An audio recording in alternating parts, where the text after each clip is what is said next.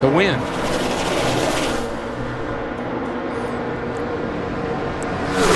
Four to go. Still a group trying to make something happen on the inside.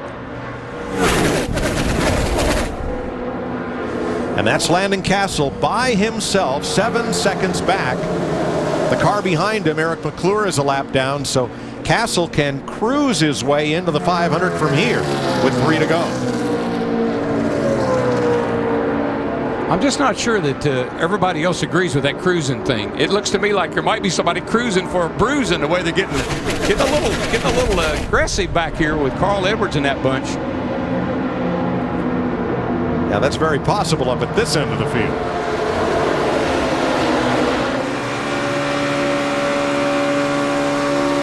I mean, look at Larson. He gets a huge run through the middle of the corner. Oh, Mears. Edwards almost collected Casey Mears in the 13 as they came through. Oh, Casey Mears weaving back and forth. He's out of gas. Oh. And he had about as quick a pit stop as Denny Hamlin did earlier when they hit pit road. Now he's shaking that car back and forth, trying to get some fuel to the pickup in the tank. Yeah, the pickup is all the way in the right rear corner, and that's what he's trying to do, is get that fuel over there to that pickup to where he can get back to pit road at least. Well, he has 3 seconds on Landon Castle and 30 on Terry Labonte. He's going to have to ride it out. If he stops, it's not going to happen for Casey Mears. Landon Castle goes past. So 2 laps to go. Trevor Bayne tried to make something happen, just couldn't get it done. Last lap, Mears will have to pit. Here we go. Slice and dice. Jimmy Johnson to the inside, cutting off McMurray in the red number 1. But Johnson in that 48 slid down in front of Paul Menard in the 27. They're going to get a run down the backstretch. There goes Jeff Gordon and Kurt Busch. They both went to the inside to draft off Hamlin. Johnson to the outside, alongside his teammate Jeff Gordon in the 24. Yeah, alongside his teammate Jeff Gordon. That just pretty much assures the 11 car that unless this 41 car, Kurt Busch, can get some kind of big move here off turn 4 like Kevin did. Oh, and there Johnson to the wall with the 1 of McMurray. 3, 4 cars around. 1 on its roof. 1 car hard into the wall. That was and it ends in flames and sparks.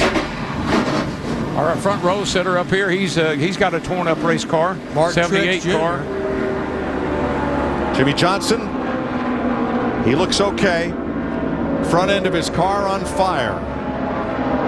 McMurray crawls across the start finish line to earn a spot in the 500. The field is frozen as of the caution flag, and Jamie McMurray's car all torn up. 59.5 great laps, and then this. I just didn't have a good feeling when Jimmy Johnson and Jeff Gordon got side by side. I felt like that was not a good move for either one of them, and of course we had trouble. Michael Waltrip's car into the pit wall. And Michael moving around in the car, trying to get unhooked. He nailed the end of that wall pretty good. Yeah, he actually had hit the inside wall before pit road first. David Reagan. David Reagan's car. The winner at Talladega, his car all torn up. And you know what? This changes everything. I mean, what's the results going to be now with all these cars wrecked? And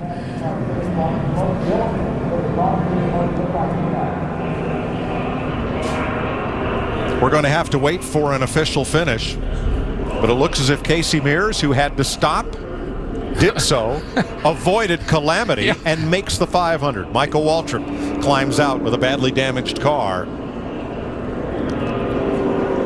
And yes, as Jeff Gordon and Jimmy Johnson got side by side, the air over both cars seemed to stall them, and everyone else felt a sense of urgency and a need to move. Well, let's see what happens here. The 48 and the 24, they get side by side. Here comes McMurray. Menard had a fast car all day long, and here comes McMurray, and he just gets a little bit of piece of that 48. A lot like happened in the Unlimited. Looked like Jimmy's car just got loose and spun. Look at Clint Bowyer in that 15 car get up in the air. Thing went it did a 360. Unbelievable. Did a barrel roll and came right back down on its wheels. And he'll cross the start-finish line because it goes all the way across the infield. The race is over. Riding with Jimmy Johnson. That car just stepped out a lot like it did Saturday night, Mike, when somebody got alongside of it. Man, and then he just nailed McMurray again. That was some hard hits there, folks. That was a double-double for Jimmy Johnson. Here's another look. Just this little bit of contact right there between the 1 and the 48. Yep, just enough brush on the back corner there to spin him around. And watch the 78 Truex. He was going to start on the front row of the 500. And he jumps on the brakes but comes right into it and tears that car up pretty badly before it's all over. Yeah. Now, remember the Labonte brothers who were 30 seconds back of the field? Yeah. I believe they both drove their way into the 500 in this. Yeah, unofficially, they're both in the top 15. Oh, me. Clint Bowyer got enough air time to qualify for his pilot's license right here. 252. Middle's open. We're upside down. Fine, nothing else is going to hit you. Stay buckled in. Stay buckled in.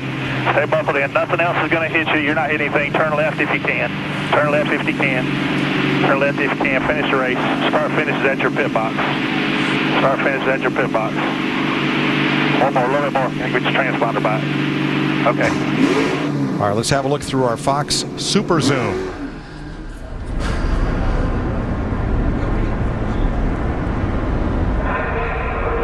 Just that little bit of contact at 195 miles an hour. Yep. These cars results in this. They're so sensitive, and particularly down on that corner right there. And Kyle Larson made it through. Clint Bowyer made it up and over. David Reagan head on into the safer barrier on the inside of the track. And we will be back with Fox Sports Live after the break to sort all this out. Oh, by the way, Denny Hamlin awaits in victory lane after a wild battle on the last lap of the Budweiser Duel. On to victory lane with Steve Burns. All right, thanks, Chris. Well, Denny Hamlin, it's been a great Speed Weeks 2014. You guys are off to a great start. Yeah, it is. Our FedEx Camry, this one's pretty strong too, it looks like. So we're excited about that. I was a little worried after practice, but you know, when we tried to run a fast lap, we could, which is a good sign of what we did before the Unlimited. So can't thank this team enough. We won the NASCAR golf tournament this morning too, so we're really undefeated. So everything's been going great. I can't thank FedEx enough. You know, Coca-Cola, Sprint, Toyota, everyone that put so much into this. TRD, Jordan Brand, Tag Career Eyewear, and all the fans. This is a pretty good crowd for Thursday night. How good does it feel for Denny Hamlin to be back here in victory lane again? Well, just, I mean, once that snowball starts to roll, it's hard to stop it, and right now we're just on a heck of a run. All right, a great night for Joe Gibbs Racing. Let's go to Matt Yoakum. Steve, Michael Waltrip has seen this incident from both the owner and driver's perspective, and you've seen a number of the different replays. Michael, we're going to play another one for you again, but your first observation was the 48 may have run out of fuel? Yeah, he had his hand out the window, so I think he lost his momentum, and Jamie just clipped him there. And I had a car right in front of me, and I moved up a little bit and tapped another car. And then I thought I saw I'm the owner of that 15 car, and I thought I saw him flipping, and he landed on his wheels, and we unfortunately caught the inside wall. You know, better judgment for our team would have probably been to be just fall. We had 15th locked up, and we couldn't really go anywhere. So, in hindsight, it's always 20/20, but better decision probably been just to back out of that mess. But I don't get to race very often, and the adrenaline gets to pumping, and I was on it. And his big observation about his car, number 15 with Clint Bowyer, Chris Devoto, was that even up in the air, Clint was still driving. You can see him working the wheel. Well, Matt, we knew based on their pit stop, the math, that Chad, Jimmy, and the 48 were going to be close on fuel. Michael said your hand was out the window. Jimmy, did you run out of fuel? I did, and I feel terrible. Terrible that many race cars to see the 15 flip. I feel terrible and certainly want to apologize to everyone. So I tried to get up out of the way. I had my hand out the side, but last lap coming to the checker, there's so much going on right there and so much energy in the pack that I knew I was going to get run over if I ran out, because the guys warned me about it, and it did. So thankfully everybody's all right, and I certainly feel bad for all the torn up race cars. Thanks, Jimmy. he can go with Jimmy Johnson. Martin Truex Jr. starting on the front row of the 78 car, caught up in this one of 7 cars. As you take a look, and you heard Jimmy Johnson apologize. Released from the care center. We're checking on the health of some of the other drivers. And it looks like David Reagan has been released from the care center as well. We thank Kevin Harvick, who was with us earlier, had some commitment to run to, and will address his situation in post-race inspection from the earlier duel when he finished second to Matt Kenseth. But we went 299 miles here between the 2 duels. But in that last stretch, Jeff Hamlin, we saw the 7-car wreck, and it looked like fuel costing Jimmy Johnson, and it triggered it at 195 miles per hour. It really was cutting it so close, and you saw at the end right there when he did finally run out of fuel, they got in the back of him, and it kind of like triggered the big wreck. And unfortunately for guys like Martin Truex Jr., Michael Waltrip, their Daytona Speed Weeks right now has turned into pretty much a disastrous result. But Michael Waltrip will make it into the Daytona 500. We're still sorting out some of the other drivers in their situation. An interesting one on the front row. You know that Austin Dillon and Martin Truex had those spots secured, but how do you play it? Well, we'll find out. Let's check in with Krista, who was with Martin Truex. Yeah, Chris, so many storylines, agendas. Martin Truex knows that he was racing for the front row, and then we thought we were clear, green flag racing, and then the last lap. Your emotions right now? Well, it's just it stinks for the guys, to work so hard on that car and have a great race car, and then to have that happen on the last corner of the last lap. Somebody running out of gas. It's kind of like you never really think that could happen. So I don't know. It is what it is. We'll get our backup out and go race. It doesn't matter where you start anyway. So we'll be fine. Just I hate it for the guys that work so hard on the car and got the front row, starting spot. That was all their work, and it stinks that they can't keep it, but. You didn't do anything. So, Jimmy Johnson coming over to you and apologizing. Yeah, he didn't fill his car with gas. He just drove it. So it's all good. Restrictor plate racing, it is what it is. Unfortunately, 90% of the time get caught up in other people's mistakes, and that's what happened tonight. So it happens. It's part of the deal, and we'll just get ready to go racing on Sunday. Your primary car did not have a lot of laps on it. You didn't test. You didn't run a lot of practice. Do you know how this backup will be? They say it's just as good, so I'm sure it'll be fine. Car was, good tonight. I just was kind of hanging out there, and at the end, I see my brother got a lap down, somehow lost a draft, and I got him in front of me, and I just pushed him the rest of the race, just trying to help see if I could get him in. So my main concern right now is trying to figure out if he even made it. Nobody can tell me yet, so I'm going to go find out. Thanks, Martin. We'll tell you if Ryan Truex, his brother, made it on the bubble. In fact, we'll set the field for the Daytona 500, the 56th running of the Great American Race on Sunday. Who's in, who's out, where do they start? It's been kind of an upside-down finish here in Duel 2, live in Daytona. Fox Sports Live at the Budweiser Duel at Daytona International Speedway, where Denny Hamlin with Joe Gibbs Racing, his FedEx Toyota, wins the second portion. So we can't set the field for the Daytona 500 until NASCAR sorts out the mess in the aftermath of Duel 2. And this is the 7-car wreck triggered, as you heard, Jimmy Johnson with fuel and Jimmy McMurray, and Clint Bowyer in the 15 flipping into the air. So we only know at this moment officially as we welcome in again. We'll get to Darrell, Larry, and Mike in a moment, but let's first check in with Matt Yoakum, who is with Clint Bowyer, who went up in the air and landed back on all 4 tires. Matt? Well, I don't know. How would you grade that as far as creativity? Because you've had some big runs here, especially with the 07 a few years ago as well. I would grade it as a fail for sure, but I think the 48, they said run out of gas and kind of put us all in a bad situation, and I felt somebody hit me. I was like, oh boy. What's that? It's an eerie silence right there, but you always wonder what's going to happen. You're more, nervous about what's going to happen when she lands, and heck, it was pointed the right direction. I just kind of downshifted and drove it back to the pits. I said, but you did stick the landing. Not how I wanted that to happen. But you did stick the landing, though. I would say perfect landing, yes. Now, where does this put you, though, now with your backup machine? Are you confident in that piece that you guys brought to the beach here? In the outhouse, for sure. But will come out just fine. We will wipe up our wounds and come out with a backup car. He said it's just fine. Built exactly, the way that car was. I mean, you got to prepare for this stuff. I mean, you got to put yourself in that situation. I messed up on pit road and put us in that situation anyway. Our car was really good through the corners. I felt like I'd learned enough there that we could have worked on that car, massaged it a little bit for the 500, but unfortunately we will have to learn this other car. A 7.5, 7.5, and 7.0 for Clint Bowyer. Chris? All right, thanks, Matt. And Clint, I'm glad you're okay. And in 2007, when Kevin Harvick won the Daytona 500, the upside-down car sliding on fire that Clint Bowyer was referencing to was, you'll see it here. Although moments ago in the duel, there he is. Clint Bowyer now in the 15 car, landed back right side up. Well, he did here too, but somehow he lands right. But it was a little bit hotter in there. We could chuckle because he's okay. And you heard his description. He's just like a cat, lands on his feet. But the idea that Bowyer, right, he's going 190 plus miles per hour in the air. He's still working the steering wheel. And as he said, he's not sure where you're going or what's going to happen next. But the thing is, he never loses his focus. I mean, he makes light of so many different things. And again, it was a great finish for him, finishing up 10th. How's Jamie McMurray doing? Let's check in with Chris Devoto. Thanks, Chris. Yeah, watching that replay, Jamie McMurray came out and said, from your view, you thought a car flipped over, and then you look around and said, well, wait, he landed on his wheels, I guess. Yeah, well, I wasn't real sure. I had my hands full, obviously, trying to gather my car up.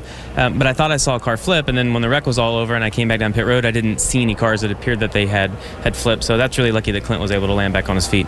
But how are you physically? Your car obviously tore up. Yeah, our McDonald's Chevy was tore up. We had a good car, and I felt like we were in a good position at the end. I felt like I was far enough back that Jeff and Jimmy and those guys would make a move, and maybe I could just try to suck back up to the 11. The 27 started the inside lane earlier, I think, than what we wanted to. And then once we got to turns 3 and 4, I was content on just pushing Jimmy, and I didn't know what happened. I saw him just swerve to get out of the way, and things happen so fast when you're going that quick on the track that you make a decision and you just have to stick with it. And I'm glad to hear that he was out of gas because I felt like I had caused that entire wreck. So it's frustrating, but we're going to unload our unlimited car and I thought it was actually a little bit quicker than this car. So we'll unload that and get a little bit of practice in, put a fresh engine in it, and look forward to the Daytona 500. Thanks, Jamie. Yeah, thank you. Steve Burns. Well, thanks, Krista, with Paul Menard. And Paul, fortunately, was ahead of the mayhem. What did you learn tonight? Oh, that RCR builds fast plate cars. This is a backup car, and it's really good. We got a couple laps in it yesterday. Wasn't all that great, I didn't think, in the draft, and we changed a couple things, and it was really fast tonight. ECR motors, everybody at RCR. The Peak Menard Chevy was really fast. Just really looking forward to getting in the 500 and keeping this thing clean for 490 miles and race like hell the last 10. All right, thanks very much, Paul. We appreciate it. Let's go back to Chris. Thanks, Steve. We're still sorting out as NASCAR is. There's Martin Truex Jr. His brother Ryan Truex did not make the field. We know that Martin is in. We'll set the field for the Daytona 500 here coming up.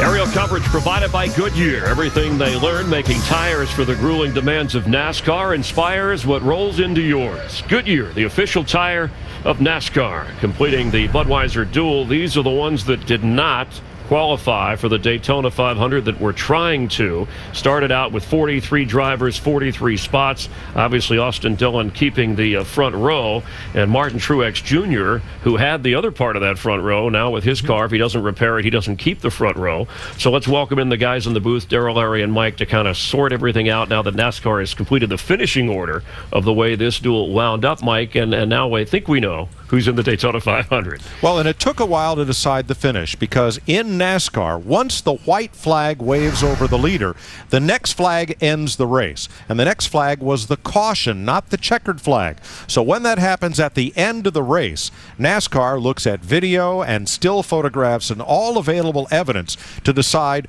who was running where at the instant of caution to determine the final running order, and in this case, determine the Daytona 500 field. So let's take a look at the starting lineup for Sunday's Daytona 500. Now, Martin Truex will go to a backup car and drop to the rear, but he still earns that front row starting position. Yeah, Hamlin will move up. That outside row will all move up, so Hamlin will basically be starting on the outside pole.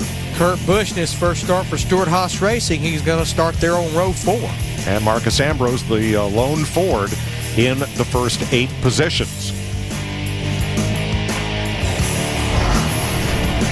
Dale Earnhardt Jr. with Paul Menard, Josh Wise, Brian Scott, a rookie, Almirola and Bain in Fords, Allmendinger in a new ride, and rookie Kyle Larson. You know, one thing I might correct myself. If Austin should decide to start on the outside, that would move the inside roll up. That's true. And so we don't know what that's going to look like yet. Based on his qualifying race, I'd say the outside.